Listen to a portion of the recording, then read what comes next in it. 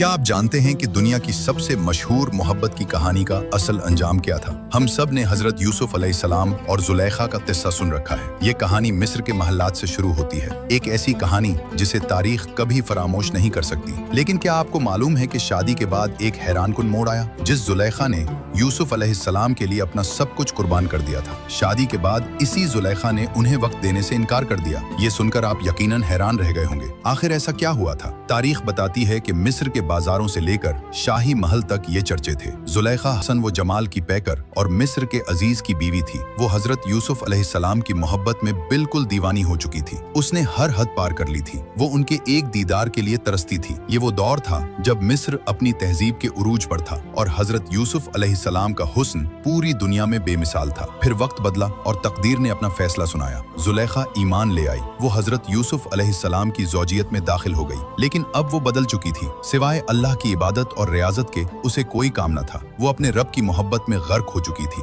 जब हजरत यूसुफ अलैहिस्सलाम उसे दिन को अपने पास बुलाते तो वो कहती रात को आऊंगी, और जब रात को बुलाते तो वो दिन का वादा करती। एक दिन हजरत यूसुफ अलैहिस्सलाम ने हैरत से पूछा, ए जुलेखा, तू मेरी मोहब्बत में दीवानी थी, अब तुझे क्या हो गया है? जुलेखा ने एक ऐसा जवाब दिया जिसने तारीख में खुद को अम्र कर दिया। उसने कहा, ये उस वक्त की बात है जब मैं आपकी मोहब्बत की हकीकत से नावाकिफ थी। अब मैं हकीकी मोहब्बत को पहचान चुकी हूँ। अब मेरे दिल में अल्लाह की मोहब्बत के सिवा किसी की गुंजाइश नहीं। अब मैं इस मोहब्बत में किसी की भी शिरकत गवारा नहीं कर सकती। ये सुनकर हजरत यूसुफ अलैहिस्सलाम मुस्कुराए। उन्होंने फरमाया, ए जुलेखा, ये मेरी ख्वाहिश नहीं बल्कि अल्लाह का हुक्म है। मुझे अल्लाह ताला ने हुक्म दिया है कि मैं तेरे पास आऊं, और अल्लाह ने मुझे ये खुशखबरी भी सुनाई है कि वो तेरे बतन से मुझे 2 बेटे अता फरमाएगा, और उन दोनों बेटों को नबूवत के अजीम मर्तबे से सरफराज किया जाएगा। ये सुनकर जुलेखा की आंखों में आंसू आ गए। वो जानती थी कि रब का हुक्म टाला नहीं जा सकता। उसने फौरन कहा, अगर ये खुदावंदी हुक्म है तो मुझे कबूल है। अगर इसमें मेरे रब की हिकमत और रजा शामिल है तो मैं सर तस्लीम खम करती हूँ। इस वाक़े में हमारे लिए एक बहुत बड़ा और गहरा सबक छुपा हुआ है। इंसान जब तक मजाजी मोहब्बत में मुब्तला रहता है, भटकता रहता है, लेकिन जब उसे हकीकी मोहब्बत मिल जाती है